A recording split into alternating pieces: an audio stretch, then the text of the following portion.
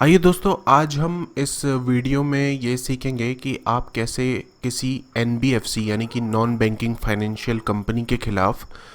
Reserve bank of India ombudsman यानी कि RBI Lokpal के पास अपनी शिकायत भेज सकते हैं। तो देखिए फ्रेंड्स, जिस कंपनी का नाम, जिस एनबीएफसी का नाम इस वीडियो के टाइटल पे आप देख रहे हैं, उसके खिलाफ कैसे आप कंप्लेंट कर सकते हैं, तो उससे रिलेटेड जितनी भी जानकारी है मैंने इस वीडियो के डिस्क्रिप्शन पे डाल दी है। तो आप इस वीडियो का डिस्क्रिप्शन ज़रूर चेक कीजिए। तो देखिए फ्रेंड्स, सबसे पहले मैं आपको ये बताना चाहूँगा कि जिस भी एनबीएफसी कंपनी से आपको प्रॉब्लम है, सबसे पहले तो उसके ऑफिस में जाके जो भी आपको प्रॉब्लम है उनको बताइए और कोशिश कीजिए कि वो प्रॉब्लम आपके जो लोकल ब्रांच है वही दूर कर दे। इनकेस समझ लीजिए फ्रेंड्स कि जो आपका लोकल ब्रांच है एनबीएफसी का, वो आपकी प्रॉब्लम को दूर नहीं कर पाता, आपकी प्रॉब्लम वैसे की वैसे ही है, या उनकी तरफ से आपको जो भी जवाब मिला है उससे आप संतुष्ट नहीं है, तो उस केस में फ्रेंड्स आप एनबीएफसी के हेड ऑफिस में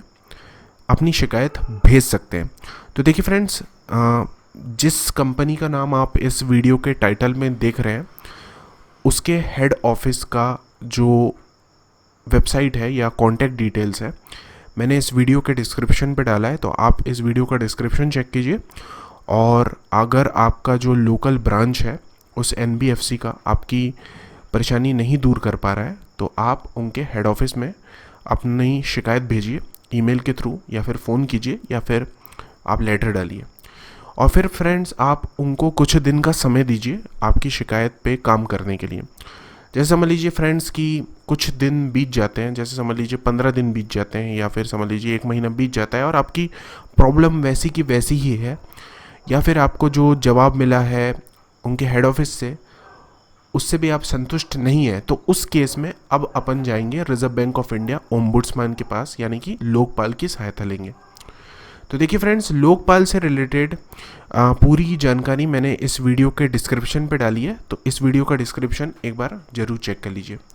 तो देखिए फ्रेंड्स, आपको जो भी प्रॉब्लम हो रही है और आपने समझ लीजिए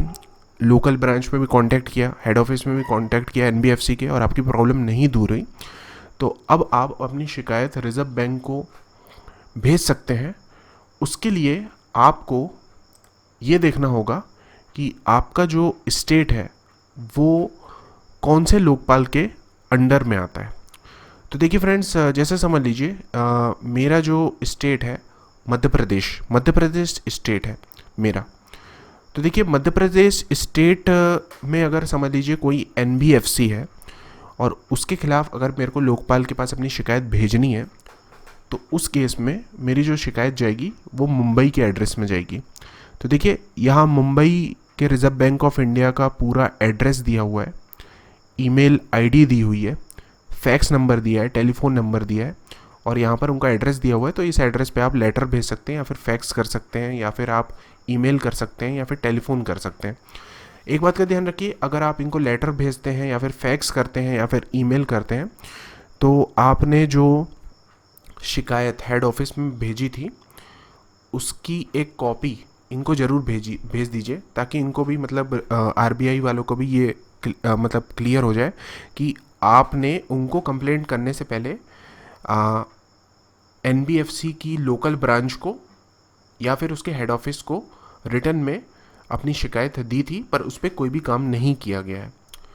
तो उसी प्रकार से जैसे समझ लीजिए फ्रेंड्स कि आप समझ लीजिए तमिलनाडु के हैं, या समझ लीजिए आपकी जो एनबीएफसी है वो तमिलनाडु में है, तो उस केस में आपको जो अपना कंप्लेंट है आरबीआई के लोकपाल को जो भेजनी है वो चेन्नई के एड्रेस में भेजनी है। तो यहाँ पर एरिया ऑफ ऑपरेशन चेक कर लीजिए, और आपकी जो भी यूनियन टेरिटरी है या जो भी स्टेट है उसको आप ध्यान से देख लीजिए, और उसके बाद ये देखिए कि आपको कौन से आरबीआई के लोकपाल के पास अपनी शिकायत भेजनी है। अब जैसे समझ लीजिए आप यहाँ पर मध्य प्रदेश के हैं और आप समझ लीजिए चेन्नई अपनी शिकायत भेज रहे हैं, एमपी के हैं, आपको भेजनी थी मुंबई, पर एमपी के हैं आपने भेज दी चेन्नई, तो उस केस में आपको प्रॉब्लम हो सकती है, आपकी शिकायत जो है रिजेक्ट कर दी जा सकती है। तो इस बात का ध्यान रखिए कि एरिया ऑफ ऑपरेशन चेक कर लीजिए, ये चेक कर लीजिए कि आपकी NBFC की लोकेशन कौन से स्टेट में है, आप कहाँ रह रहे हैं। तो ये सब चीज़ें ध्यान से चेक करने के बाद ही फिर अपना कंप्लेंट भेजिए लोकपाल के पास। एक बार फ्रेंड्स जब आप अपनी कंप्लेंट भेज देंगे तो रिजर्व बैंक ऑफ इंडिया का जो ओम्बुड्समैन का जो डिपार्टमेंट है वो कंपनी के बीच में, NBFC के बीच में और आपके बीच में मीडिएटर का काम करेगा, मीडिएशन का काम करेगा। और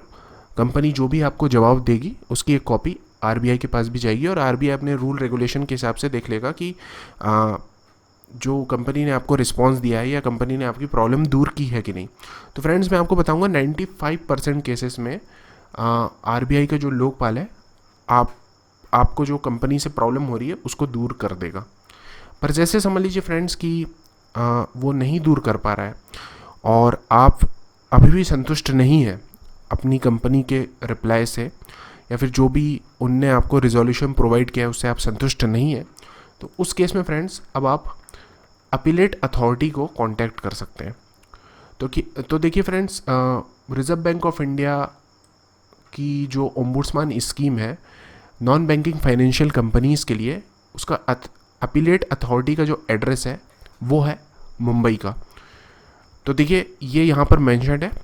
और आप इस वीडियो के डिस्क्रिप्शन पे भी चेक कर सकते हैं अपीलेट अथॉरिटी का एड्रेस।